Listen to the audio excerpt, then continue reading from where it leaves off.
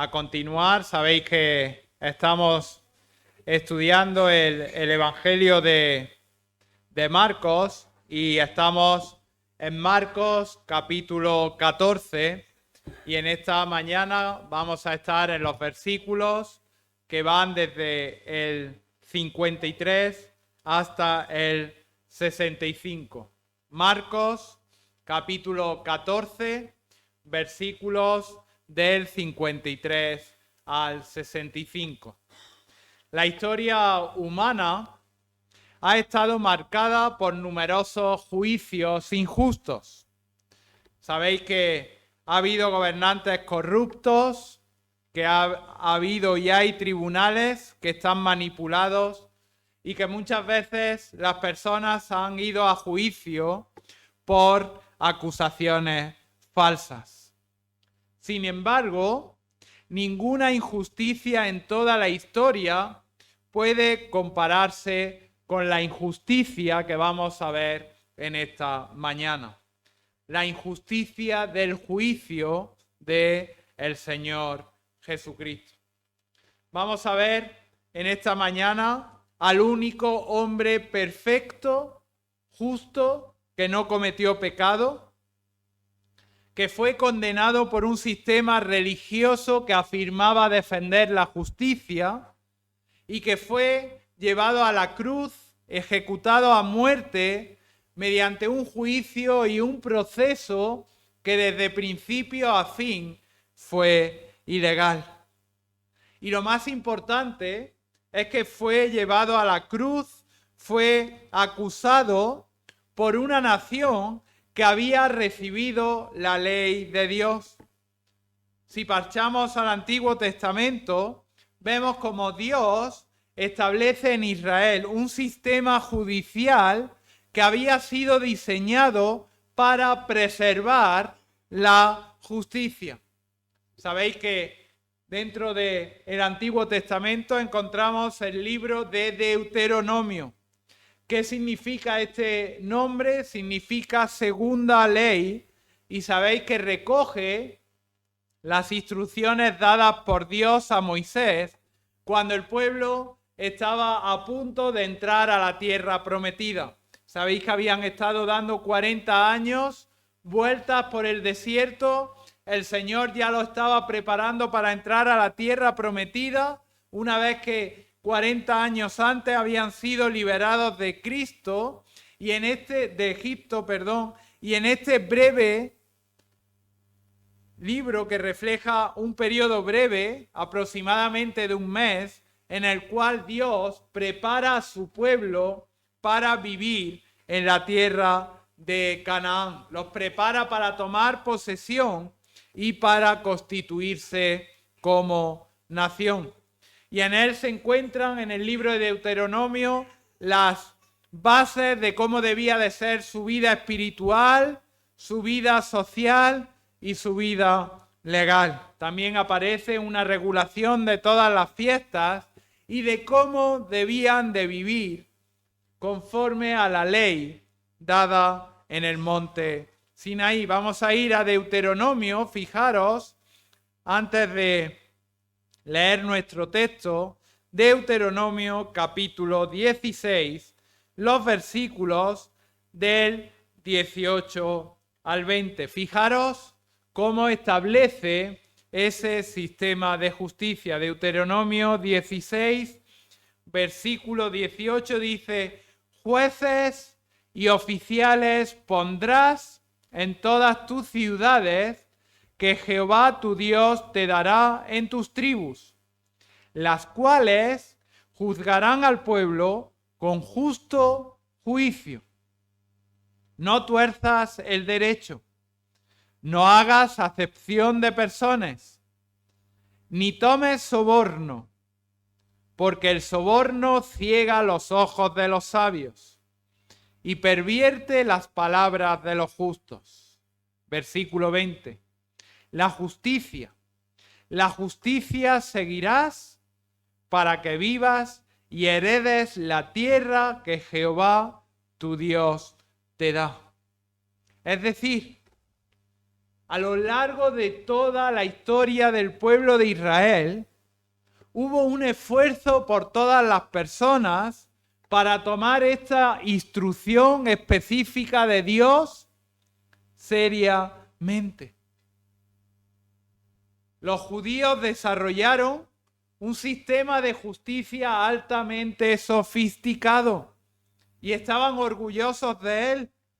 Este sistema, hemos leído, que debía de caracterizarse por ser un sistema justo, imparcial, un sistema de verdad y un sistema que protegía contra acusaciones falsas.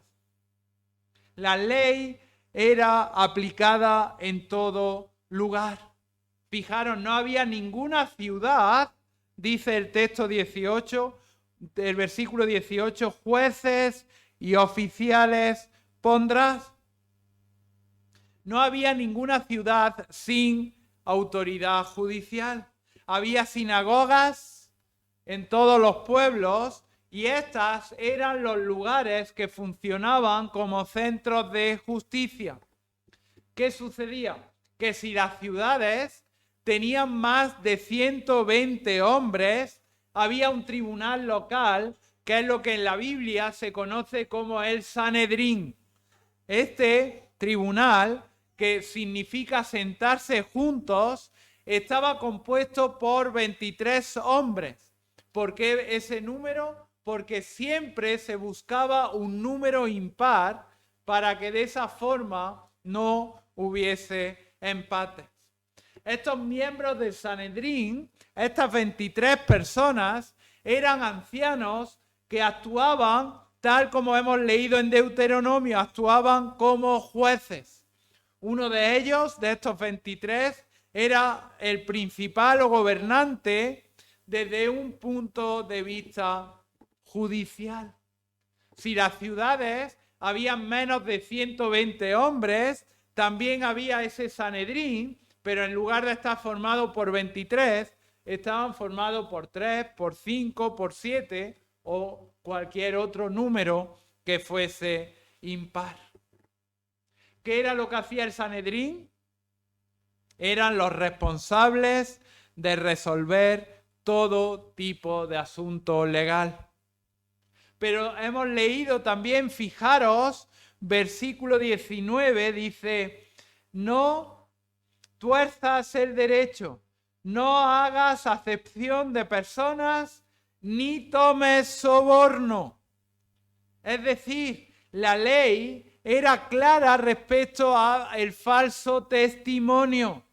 No tuerzas el derecho, es decir, si alguien acusaba falsamente a otra persona, decía la ley que debía de recibir el mismo castigo que habría recibido el acusado.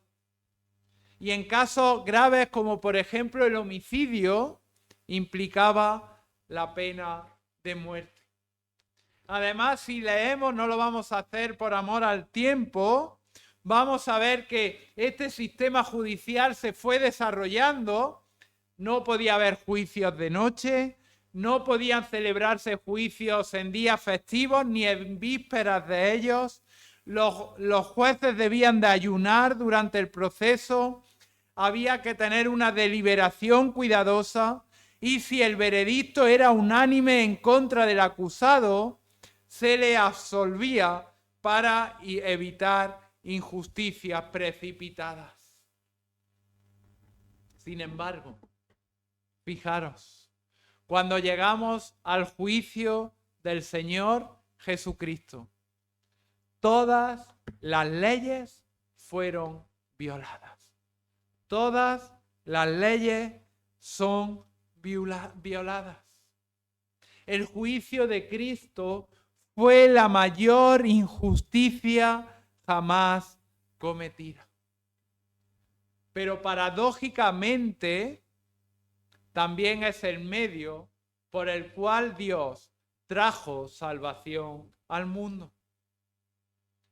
Y hoy vamos a ver 4 puntos. Vamos a ver una acusación que fue ilegal. Vamos a ver testimonios ilegales.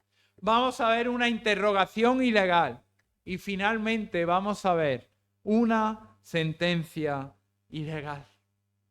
Si recordáis, y por ponernos un poco en el contexto del pasaje, estamos en la noche en la cual el Señor Jesucristo fue arrestado. Lo vimos hace 2 semanas, fue arrestado en el huerto de Getsemaní. Sabéis que el Señor había celebrado la Pascua con sus discípulos, había establecido la mesa del Señor, ¿verdad?, como símbolo del nuevo pacto, y había ido al monte Getsemaní con sus discípulos a orar. Y allí fue arrestado y fue llevado ante el liderazgo religioso de Israel.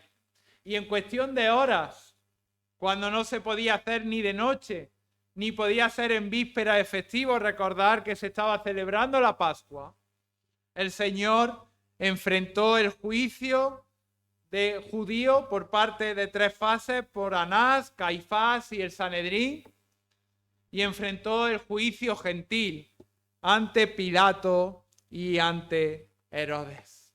Y estos 5 juicios en un espacio menor a 5 horas, de noche, antes del amanecer. Y eso que había que deliberar y estar tranquilo y estar en ayuno hasta saber cuál era la resolución, no. Vamos a ver cómo el veredicto ya estaba decidido.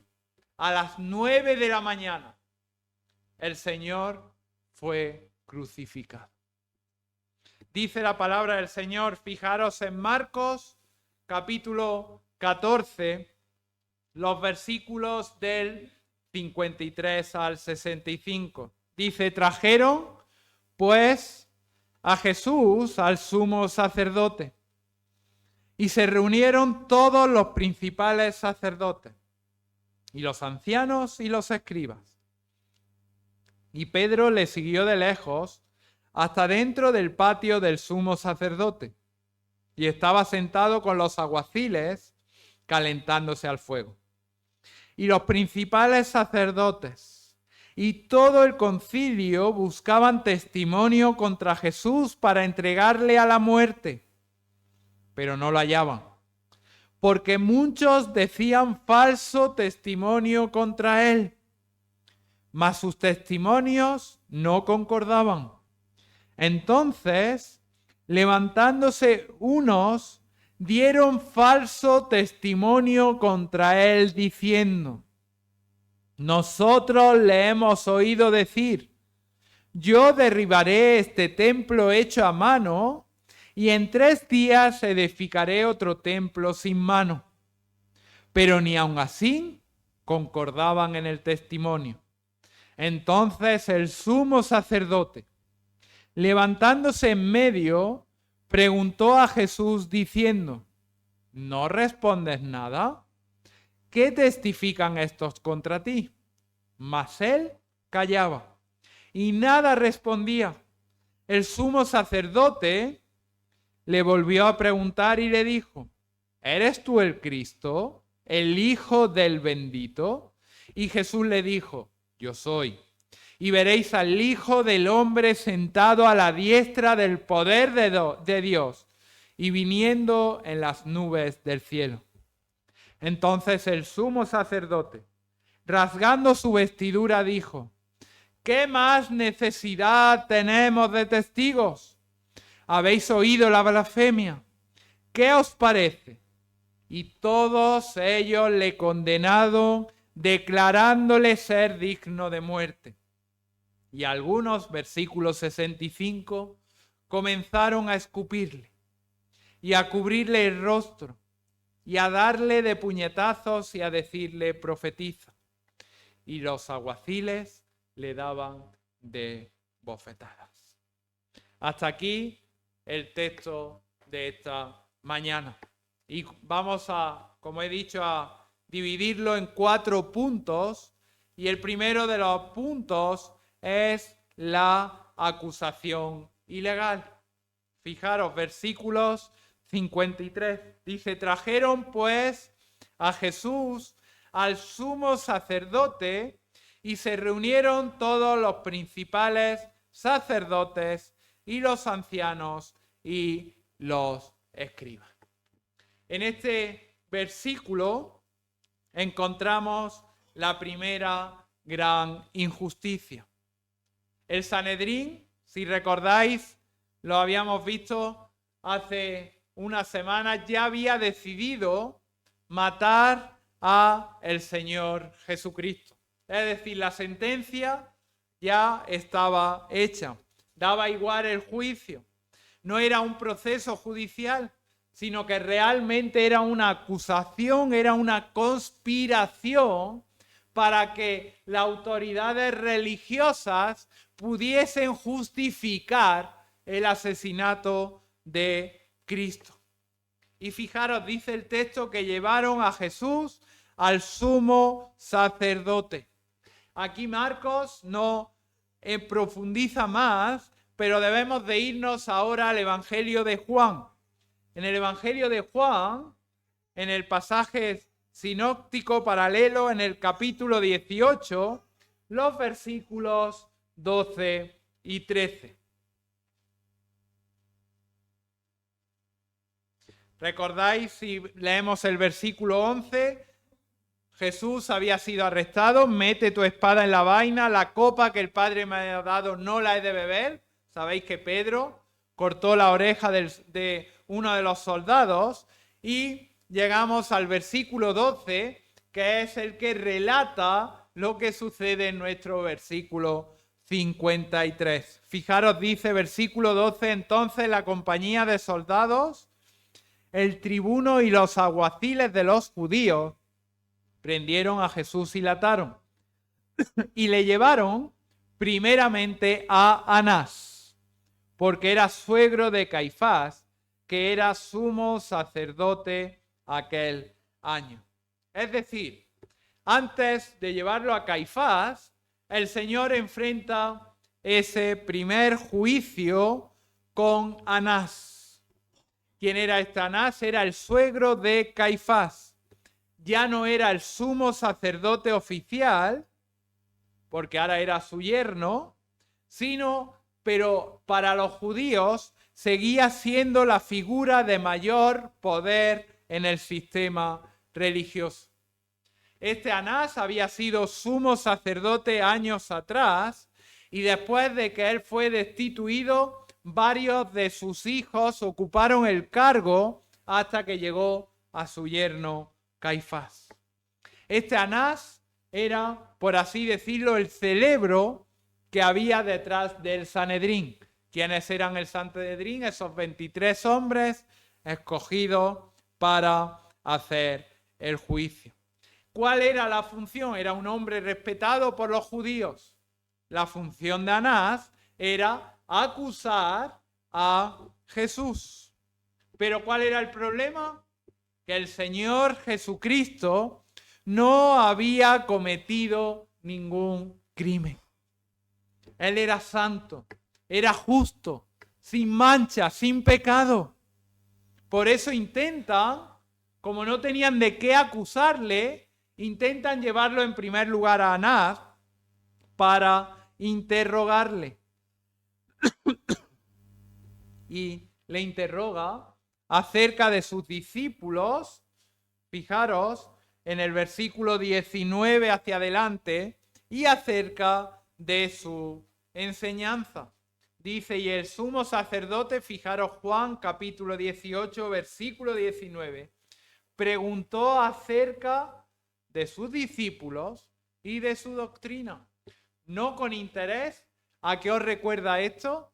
A las preguntas traicioneras, ¿verdad?, que le habían hecho al Señor Jesucristo, recordáis, el día anterior fue en el templo y fuera del templo. Y fijaros, versículo 20, Jesús le respondió, yo públicamente he hablado al mundo.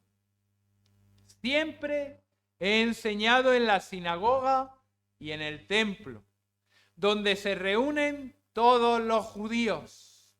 Y nada he hablado en oculto. Es decir, le estaba diciendo el Señor Jesucristo, esto es ilegal. Toda acusación que me quieras hacer es falsa, es ilegal. Jesús estaba exigiendo que si debía de ser llevado a ese tribunal, el proceso fuese justo, pero no lo era. Fijaros, dice versículo 21, ¿por qué me preguntas a mí? Si yo todo lo he dicho públicamente. Pregunta a los que han oído que les haya yo hablado. He aquí, ellos saben lo que yo he dicho. Es decir, trae testigos. Verás como nada ni nadie puede acusarme de nada. Este es el punto. Luego ahí tenemos, volviendo a nuestro pasaje, recordar Marcos capítulo 14, tenemos ahí un inciso en el versículo 54 que habla de Pedro, que la próxima ocasión donde se produce la negación de Pedro volveremos a él, pero vemos como Pedro estaba allí también en el patio del sumo sacerdote. Hemos visto en primer lugar la acusación ilegal. En segundo lugar, vamos a ver testimonios ilegales. Fijaros, versículo 55. El Señor dice, traerme testigos. Fijaros, versículo 55. Los principales sacerdotes y todo el concilio, ¿qué buscaban? Testimonio contra Jesús. Testimonios ilegales. ¿Con qué finalidad? Tener la excusa para entregarle a la muerte. Pero como el Señor Jesucristo le había dicho a Anás, pero, dice versículo 55, pero no lo hallaban. Versículo 56, porque muchos decían falso testimonio contra él, mas sus testimonios no concordaban. Entonces, levantándose unos, dieron falso testimonio contra él, diciendo, nosotros le hemos ido decir, yo derribaré este templo hecho a mano, y en 3 días edificaré otro hecho sin mano. Pero ni aun así concordaban en el testimonio. El orden en este pasaje es revelador. Primero decidieron la sentencia. Debía de morir. Luego buscaban cuál era el crimen para poder acusarle. Totalmente contrario, ¿recordáis en la introducción de lo que habíamos leído en Deuteronomio capítulo 16, versículo 20? No tuerzas el derecho. Como hemos visto, la ley mosaica exigía que al menos existiesen 2 o 3 testigos. Que los testimonios fuesen consistentes. Que la investigación no se resolviese en 5 horas de noche en un día festivo, sino que fuese cuidadosa. Y aquí que hemos leído, falsos testimonios que acusaban falsamente, que los testimonios entre sí no concordaban y que incluso se recurre al soborno. Recordar Deuteronomio capítulo 16. El dinero provenía del tesoro del templo con el que se le pagó a Judas. Y es el mismo dinero que, si recordáis al final del Evangelio, pagaron a quién, a soldados romanos para que testificasen acerca de y que mintiesen acerca de la resurrección de Cristo. Y este pasaje recoge que 2 testigos, fijaros, tergiversaron una enseñanza de Jesús. Si nos vamos al Evangelio de Juan, en el capítulo 2, versículos del 19 al 22, dice: respondió Jesús y les dijo: destruid este templo y en 3 días lo levantaré. Dice versículo 20: dijeron luego los judíos: en 46 años fue edificado este templo, ¿y tú en 3 días lo levantarás? Fijaros, dice versículo 21, mas él hablaba del templo de su cuerpo. Por tanto, cuando resucitó de entre los muertos, sus discípulos se acordaron que había dicho esto y creyeron la escritura y la palabra que Jesús había dicho. El Señor Jesucristo no dijo, versículo 58, yo derribaré este templo hecho a mano y en 3 días edificaré otro hecho sin mano. No había dicho eso.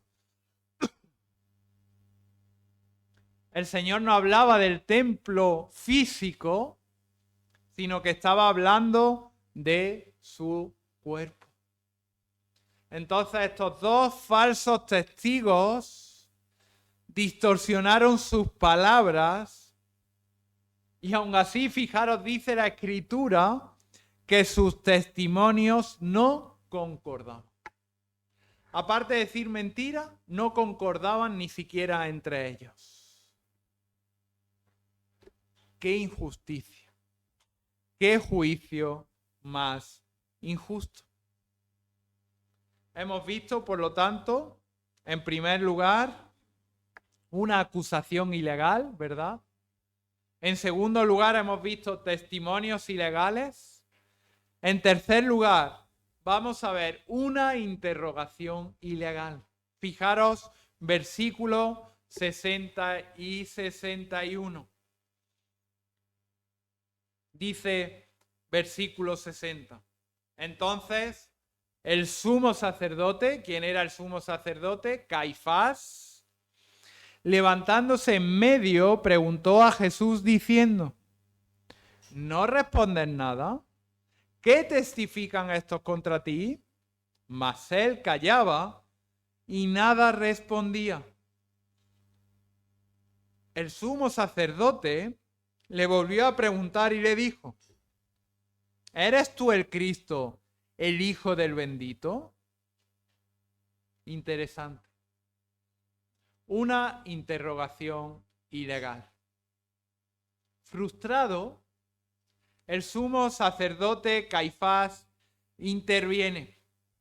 No le había valido esta falsa acusación de estos falsos testimonios. Interviene.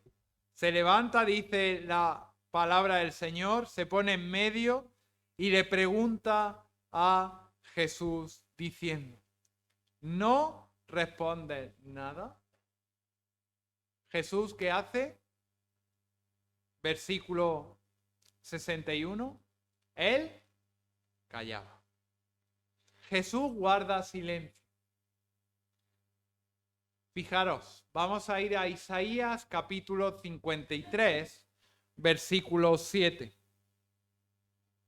Isaías capítulo 53, versículo 7, dice: angustiado él y afligido, no abrió su boca. Como cordero fue llevado al matadero y como oveja delante de sus trasquiladores, ¿qué dice? Enmudeció y no abrió su boca. Se cumple la profecía de Isaías 53. El silencio de Cristo es majestuoso. No abre su boca. Él callaba, dice el texto, porque estaba siendo falsamente acusado sin fundamento. Entonces, en medio de eso, aquí Caifás sí le hace una pregunta decisiva. Esta pregunta sí era una pregunta legítima. Versículo 61 al final. ¿Eres tú el Cristo, el Hijo del Bendito? Esta sí era una verdadera cuestión. Esta sí era una pregunta legítima, porque no estaba preguntando acerca de lo que él hizo, sino que preguntaba acerca de quién es Cristo, de quién era él. Y vemos, en cuarto lugar, la respuesta y la sentencia ilegal dice, y Jesús le dijo, yo soy. Y veréis al Hijo del Hombre sentado a la diestra del poder de Dios y viniendo en las nubes del cielo.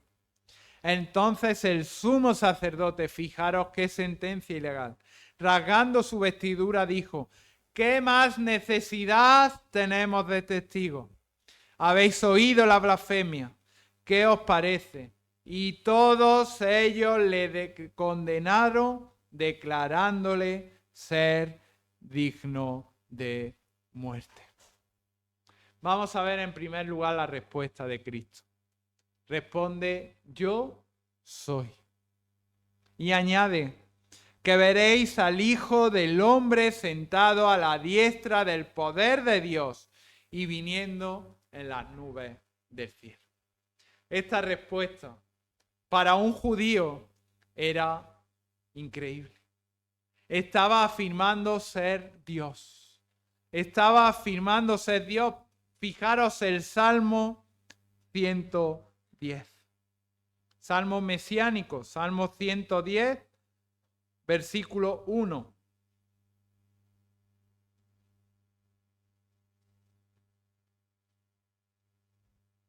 ¿Qué dice? Jehová dijo a mi Señor, siéntate a mi diestra hasta que ponga a tus enemigos por estrado de tus pies. Salmo mesiánico. Estaba afirmando que Él era Dios. Estaba afirmando que Él era el Mesías. Que Él era el Mesías que el pueblo judío esperaba.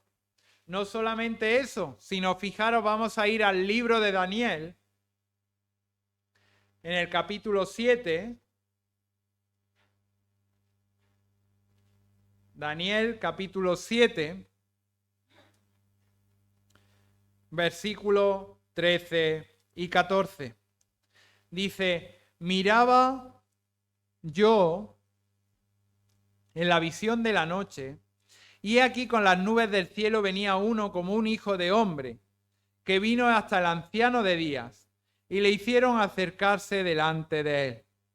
Y le fue dado dominio, gloria y reino, para que todos los pueblos, naciones y lenguas le sirvieran.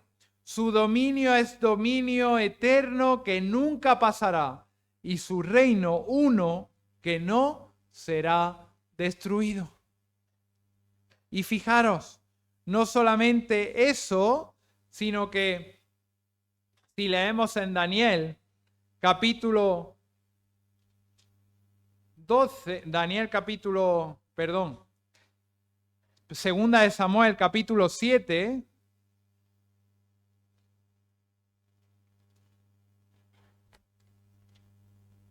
versículo 12, dice, cuando tus días sean cumplidos y duermas con tus padres, yo levantaré después de ti a uno de tu linaje, el cual procederá de tus entrañas y afirmaré su reino. Y dice el versículo 16, será afirmada tu casa y tu reino para siempre delante de tu rostro, y tu trono será estable eternamente. Es decir, ese Mesías, ese pacto que Dios le establece con David, ese pacto lo vemos también en Daniel que profetiza, y ahora él afirma que será eterno porque dice, yo soy, y no voy a morir porque dice, veréis al Hijo del Hombre sentado a la diestra del poder de Dios, viniendo en las nubes del cielo, es decir, ¿para qué? Para establecer su reino eterno. Dos pasajes mesiánicos. Estaba diciendo yo soy el Mesías. Estaba diciendo que Él era el Mesías. Estaba afirmando que Él era igual a Dios. Y estaba afirmando que Él iba a regresar como juez del mundo y iba a establecer su reino eterno, ¿verdad? Y el Señor, sabemos que el Señor volverá, no para morir, pero sí para reinar y reinar por toda la eternidad. Por eso, el sumo sacerdote, ante esta declaración llena de importancia, llena de valor, que hace, se rasga las vestiduras y declara el qué. Habéis oído la blasfemia. ¿Por qué? Porque se estaba haciendo igual a Dios y estaba diciendo que Él era el Mesías, ¿verdad? ¿Cuál era la sentencia? Ya estaba, pero el Sanedrín dijo, fijaros, versículo 64 al final, es digno de muerte. Ese fue el juicio, esa fue la deliberación.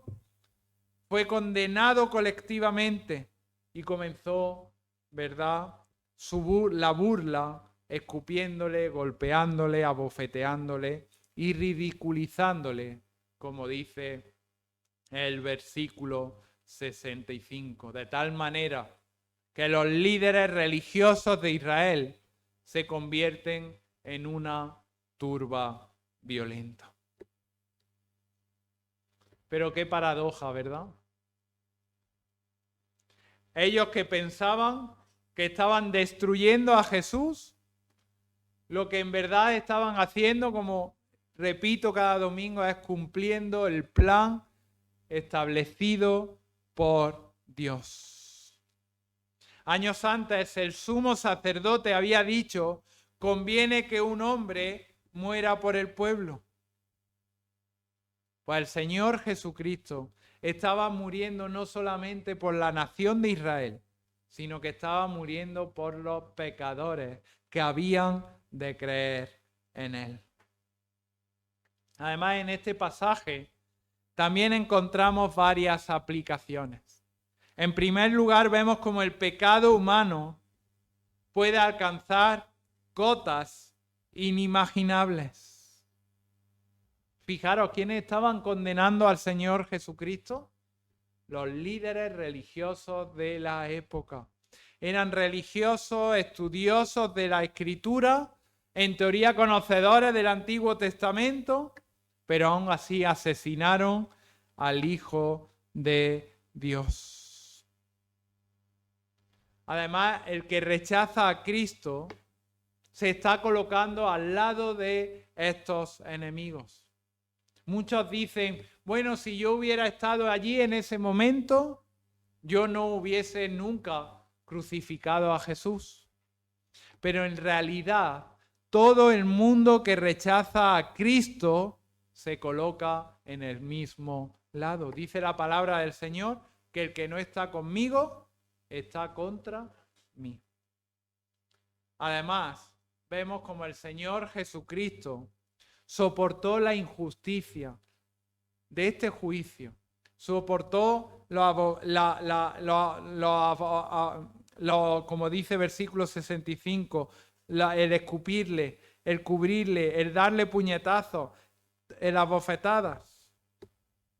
Soportó hasta la muerte y muerte de cruz. Podía haberse librado, pero aún así dijo, yo soy. ¿Por qué? Porque el Señor vino a este mundo en obediencia al Padre para cargar con nuestro pecado, para recibir nuestra condena y para morir en nuestro lugar. El juicio de Jesús, como estamos viendo, fue la mayor injusticia que se ha cometido en la historia humana. Pero también fue el mayor momento de la gracia de Dios para con la humanidad. El justo fue condenado para que nosotros, que éramos culpables, pudiéramos ser perdonados. La pregunta final no es ¿qué hicieron ellos con Jesús? Ya lo hemos visto qué hicieron. La pregunta final que cada persona se tiene que hacer es ¿qué vas a hacer tú con Jesús? ¿Vas a rechazarlo y ponerte del lado de los que le he condenado? ¿O vas a arrepentirte de tu pecado y creer en él? Porque si es así, vas a recibir perdón, reconciliación y vida eterna. Pues que el Señor bendiga su palabra. Amén.